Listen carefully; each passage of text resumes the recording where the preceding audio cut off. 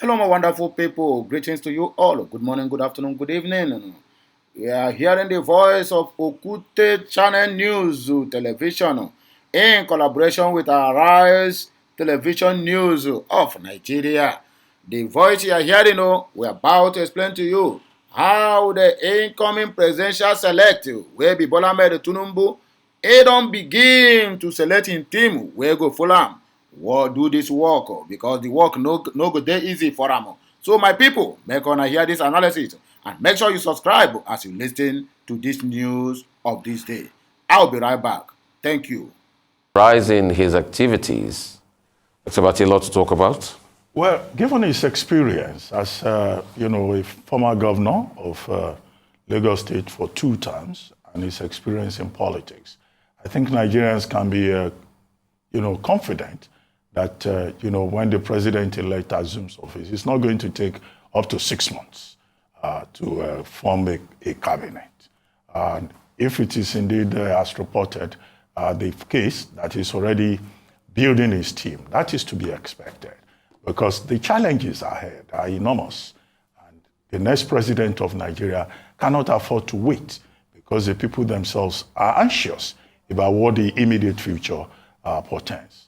The president of Nigeria has enormous, executive powers under Section 5 of the Constitution. And the Constitution giving him those powers also recognizes that he cannot, do everything alone. He needs to form a team. He needs to have a team. And this team, has to come from every part of Nigeria. And that team must be able to deliver. So if indeed, as reported, the president-elect is already putting the team together, well, that's perfectly in order. That's how it's supposed to be. Some people may say, well, why doesn't he wait till, the matter in court is determined? Well, the thing to realize is that there is a window of about 180 days for, election petitions. So if a man is going to be sworn in on May 29 and the transition process has started, it's to be expected that on his own part, he will begin to put a team together. Some of the names that have been mentioned, Mr. Wale Edun. Mr. Wale Edun has been twice, commissioner for finance in Lagos State. And he's also, a very senior person in the financial sector with a lot of, experience and track record. Governor Abubakar Bagudu has also had experience in governance. Femi Gbajabiamila, the Speaker of the House of Representatives, whose name has been mentioned as the likely Chief of Staff, has also had, very significant experience providing leadership in Parliament. And the position of the Chief of Staff is also very important because the office of the Chief of Staff is the engine room of the presidency. So, as president, you need somebody in that office who can be trusted and who understands government processes.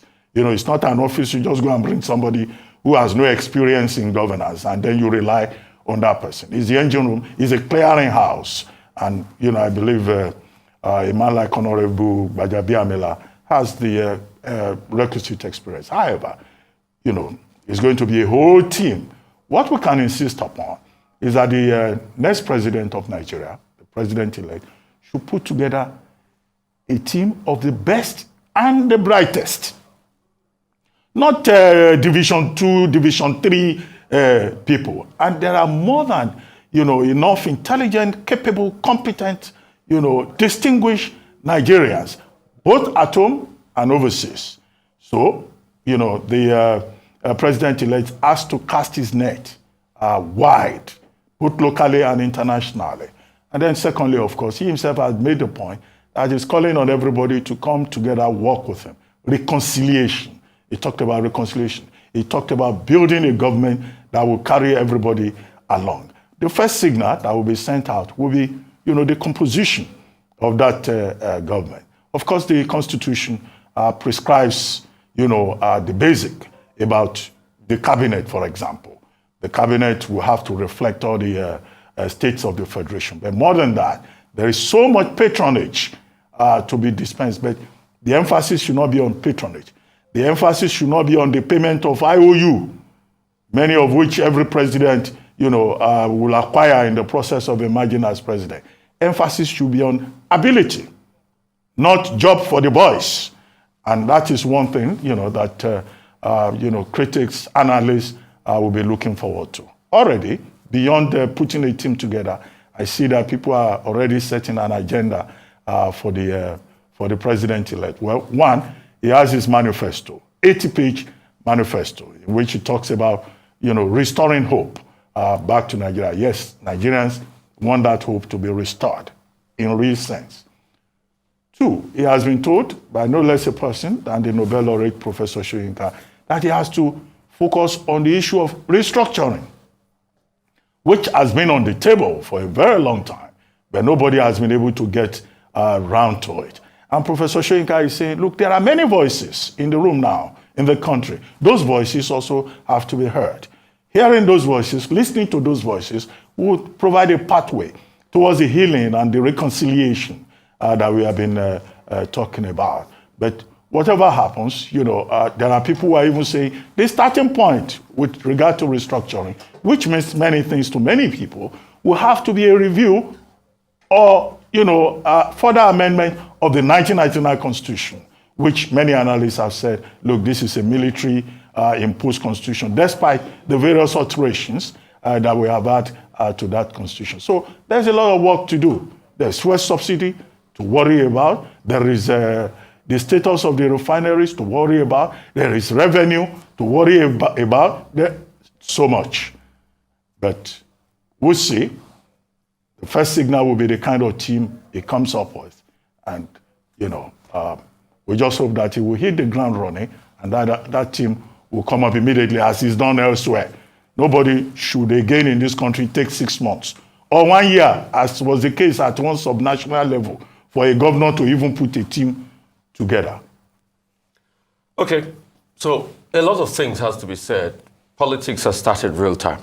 The politics will be about who will take what, when, and how. Will they take it in his administration, Bola Tinubu's administration? And people have started aligning. Bajabi Amila has been mentioned. In fact, there's a talk that he has even started his role already as, unofficially as the chief of staff. Is with him out there in Paris, overseeing affairs as they go ahead and plan. Other people are jostling. So there are other people to also be mentioned in the thick of things. Mentioned Wale Edu, which we all know is antecedent with Bola Ahmed Tinubu, and his antecedents in the finance sector. And a couple of other people are coming up there. Because when you look at it critically, he is planning for his administration. So people are also making the argument that all of this, why can't they wait? But the question I'll also ask people that say, why can't they wait, is that the nature abhors a vacuum. When swearing in happens, somebody must hit the ground running. All right? But you can also make the argument when you revert to the Uwe's report that talks about, and this was over 13 years ago, and blimey, it's sad that nothing was done about it, that talked about the fact that we should check our legal process in such a way that verdicts on election matters are given before swearing in happens. And I think for a lot of Nigerians out there, it is time to take a look at that Uwe's report again and ensure that some parts that were not implemented were implemented, rather than the pick and choose thing we do. So, he's been able to set all of this out. And for this is a welcome development. Because we all know how this country pretty much grinded for the first 6 months under President Muhammadu Buhari's administration, because we're looking for ministers that we finally were people that we had already known, and how long the process took. And when that process went on, it was an indication that we're not ready for the world as regards transaction and meeting people, because ministers administer, and you need that administration across board for the ministries to be able to function effectively. Also, I would like to even see a day, and kudos to him that he started planning on this. I would also like to see a day where, as it is done, although some people argue that, that's a parliamentary system of government, that you have, for anybody trying to run, they already have a proposed list of a shadow cabinet on ground, so that it is plug and play and people can start from day one. As regards the talk on restructuring that Professor Wole Soyinka brought out, it's very nice. But, it is also a reflection of the failed promises of the APC. Because the fact that we are talking restructuring talk now is an indication that politicians don't keep to the things they say. This was the same APC that even wrote a blueprint on it, led by Nasir El-Rufai, and that was what they touted from 2015. But 8 years down the line, nothing has been done. So I'm happy that Professor Wole Soyinka has reminded the President-elect Bola Tinubu on this, and it's incumbent on politicians to be able to keep their promises. It's as simple as that. Also, we'd like to see how, when all of this happens, he will make the key decisions. I heard his presidential campaign council was saying he will give a timeline once he's sworn in as regards the decision he will make on subsidy. That's a very critical one. Because you see, what makes a leader is decision. The decision he makes at time of critical national issues. And those decisions will be what will judge the administration by vis-a-vis his campaign manifesto that we already have on ground. And someone like me will be looking out for the day when student loan will kick off. If student loan don't kick off, we'll talk to high heavens, because that's a benchmark at which you're going to hold politicians. Also, what he will do as regards subsidy. He said he will pull out subsidy. We're waiting till he pulls out subsidy. He says he will revive the economy. We are waiting for that economic miracle. And those are the things we're going to hold him by. Because that is how governance is done. And it's not only the media that will do it. A lot of people out there watching, there's something also called the Office of the Citizen of the Federal Republic of Nigeria, which is the most important office, I tell people. Even more important than any office in this country. So you sitting in the Office of the Citizen of the Federal Republic of Nigeria, you've got your right as enshrined in the Constitution. You have the capacity to be able to inquire and ask critical questions when things are not going right. So also the presidential candidate of the Labour Party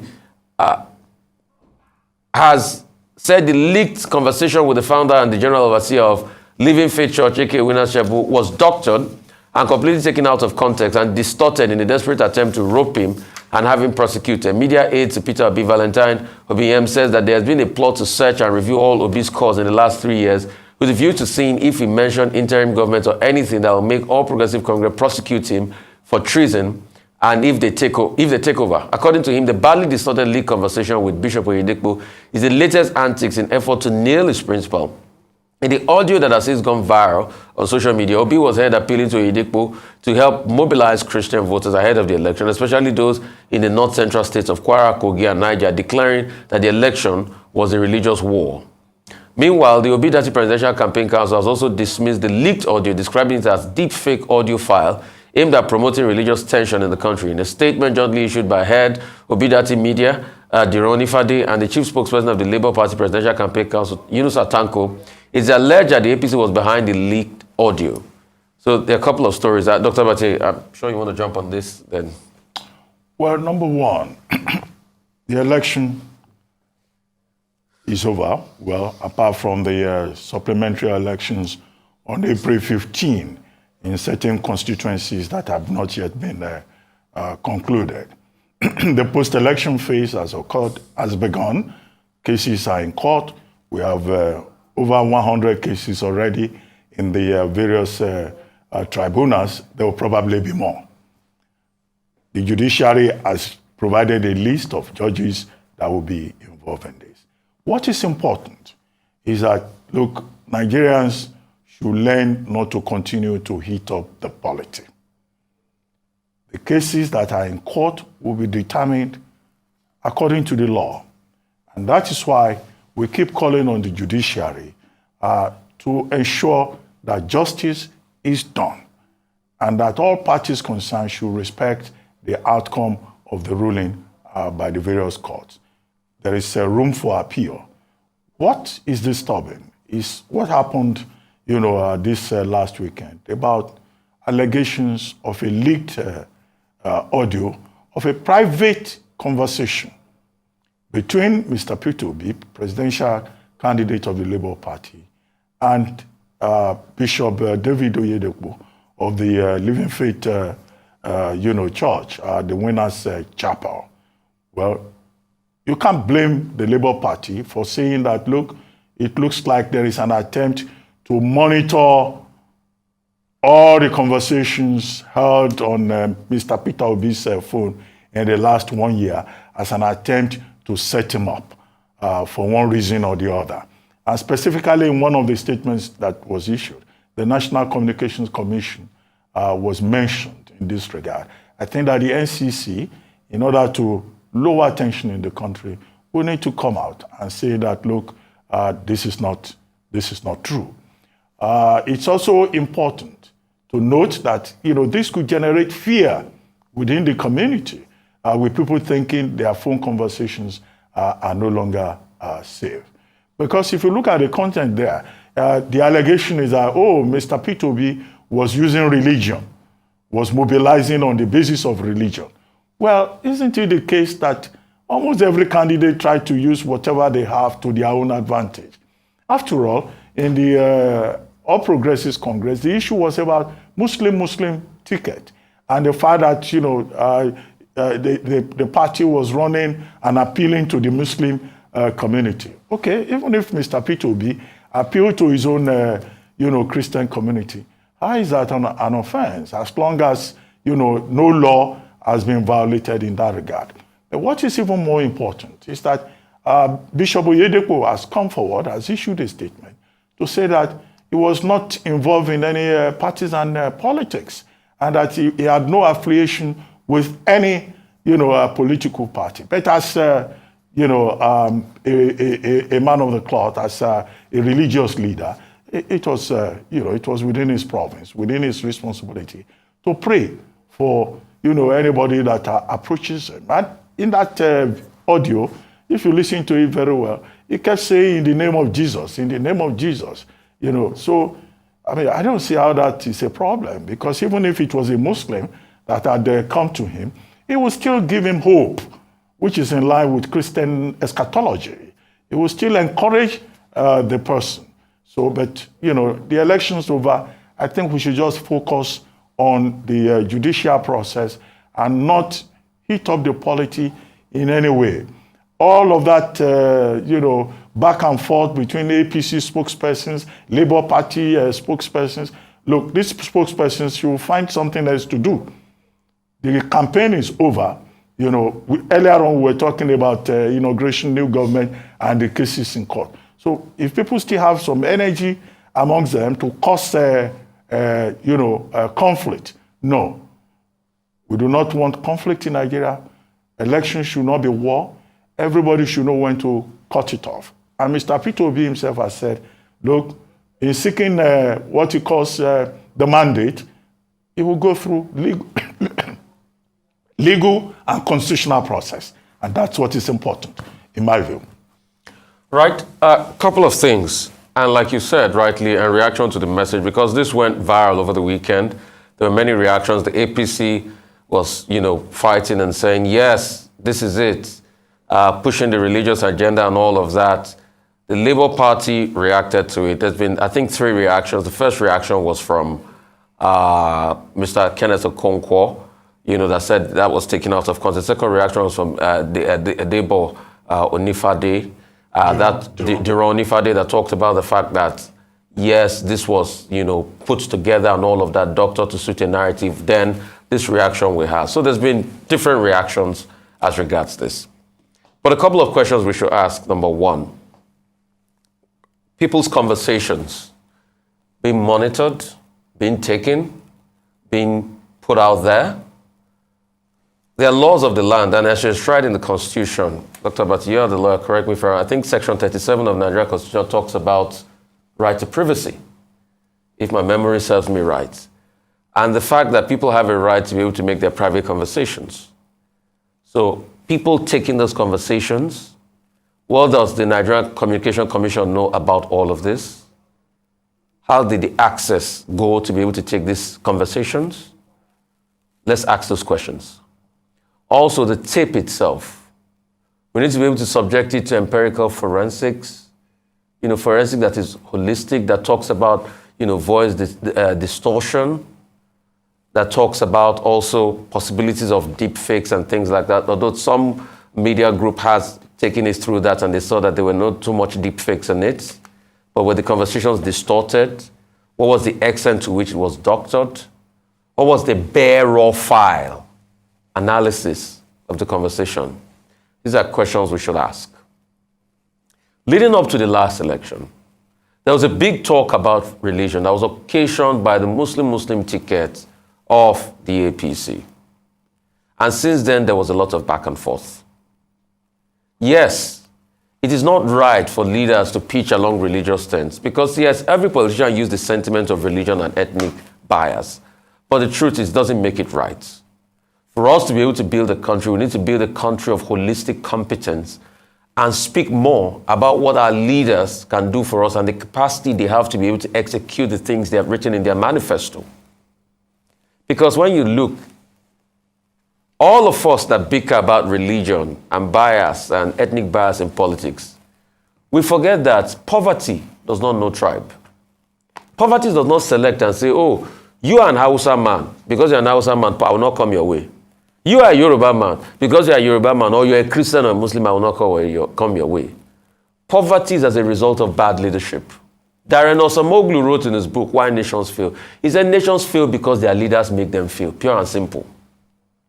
The failure of Nigeria is a reflection of leadership. What is poverty? Lack. What causes lack? Unequitable distribution of resource. The clear analogy is some have food they cannot eat. Some can eat but have no food. Some can eat but they have no food. But some have food. And that's the clear problem of poverty. So those are the things that bind all of us. Nigeria has become a country where the vast population is united in poverty. The bigger conversation, rather than the ethnic and the religious bickering, is the conversation about how we can remove poverty from our lives. Because it's actually empirically proven you can bring people out of poverty when you do the right things as regards governance. So I think that's the bulk of the conversation. And going forward, we would like to talk to political surrogates and spokespersons. It is not time to overheat the polity. Because in all of this, we've also had very, very tough incendiary statements here and there, and all sorts of political spin going on. And the political spin will involve deepfakes. So when people started talking about deepfakes, I wasn't surprised because I remember on this same table, on What's Trending, I told Oji that deepfakes will herald our political process. I was proven right. They will use all sorts of means to get an advantage. But the question is, does it take away the pain and suffering of what is happening to Nigerians? So those are the things we should look. We are all united one way or the other in poverty. We are all united in the effect of inflation, both rich and poor. Thanks for watching this analysis, my dear viewers and subscribers. Please, make sure you subscribe to this channel, share this video, and make sure it gets to every nooks and crannies. I will see you once again with another blockbuster. Have a nice day. Thank you.